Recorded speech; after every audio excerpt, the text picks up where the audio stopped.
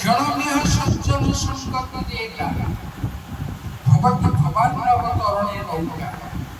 ক্ষণকাল ପାଇଁ ଯଦି ଆମେ ସତ୍ସଙ୍ଗ ସଙ୍ଗ କରୁ, ସାଧୁ ସଙ୍ଗ କରୁ, ସତ୍ସଙ୍ଗ କରୁ, ସେଇ ସମୟଟା ଏ ଭବସାଗରକୁ ପାରି ହେବା ପାଇଁ ନୌକା ସଦୃଶ ହିଁ ଆମକୁ ସାହାଯ୍ୟ କରେ। ଏଇଟା ହେଉଛି ସତ୍ସଙ୍ଗର ଗୁରୁତ୍ୱ। ହଜାର ବର୍ଷ ତଳେ ଶ୍ରୀମଦ୍ ଶଙ୍କରାଚାର୍ଯ୍ୟ କଥା କହିଯାଇଛନ୍ତି। এটা আমরা পড়ু শুনু জানু।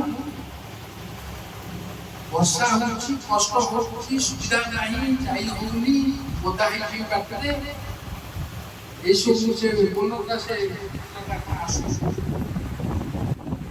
ଅନେକ ମଧ୍ୟ ନିତ୍ୟ ଜାଗେ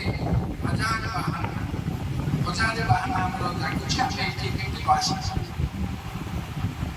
ଏବଂ ସେଇଥିପାଇଁ ଆଜି ମଣିଷ ପାଖରେ ସବୁ ଅଛି। ମଣିଷ ପାଖରେ ଆଜି ସବୁ ଅଛି। ଜ୍ଞାନ ଅଛି, ବିଜ୍ଞାନ ଅଛି, ଧନ ଅଛି, ମାନ ଅଛି, ଟଙ୍କା ଅଛି, ପଇସା ଅଛି, କୋଠା ବାଡ଼ି ଅଛି, କାହିଁ କେତେ କଥା ଅଛି। ମଣିଷ ସାଙ୍ଗରେ ମିଶ। ଦେଖ, ମଣିଷ ସାଙ୍ଗରେ ଯେତେ ମିଶିବ ନା ଯଦି ତାପରେ କିଛି ନାହିଁ, ଏ ବିଶ୍ୱ ସଫଳ। ଏବେ କଥା କହିଲେ ସମ୍ବାଦ ପାଇବ।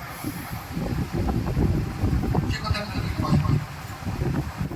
ଆପଣ ଜାଣିଛନ୍ତି ଭାରତବର୍ଷର ଜଣେ ବିଶିଷ୍ଟ ଧନୀ ବ୍ୟକ୍ତି ମୁକେଶ ଅମ୍ବାନୀ। ମୁକେଶ ଅମ୍ବାନୀଙ୍କର ଯେ ଡାହାଣ ହାତ କରି ଯେ କର୍ମଚାରୀ, ତାଙ୍କ ନାଁ ହେଉଛି ପ୍ରକାଶ ସାହା। ଖବରକାଗଜ କଥା ମୁଁ କହୁଛି ଆପଣ।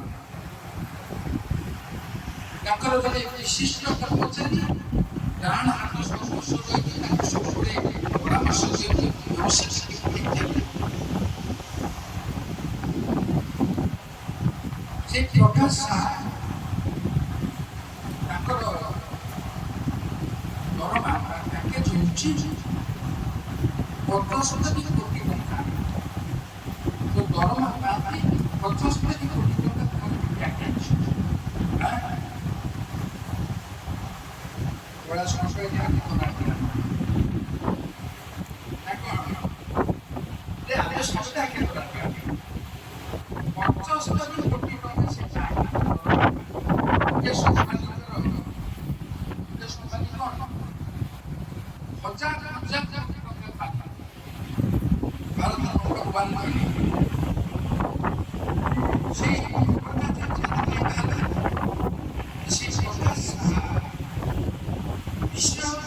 ଟଙ୍କା ପଇସା ପ୍ରାଚୁର୍ଯ୍ୟ ଯଦି ସେ ଅନୁଭବ କଲେ ଜୀବନଟା କ'ଣ କିଛି ନାହିଁ।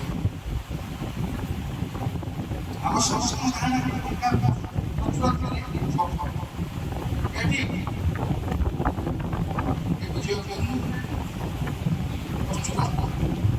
ଟଙ୍କାଟା ନାହିଁ ବି ଆମେ କିଛି ଟଙ୍କା ସବୁ ଏ ଚିନ୍ତା ସମସ୍ତ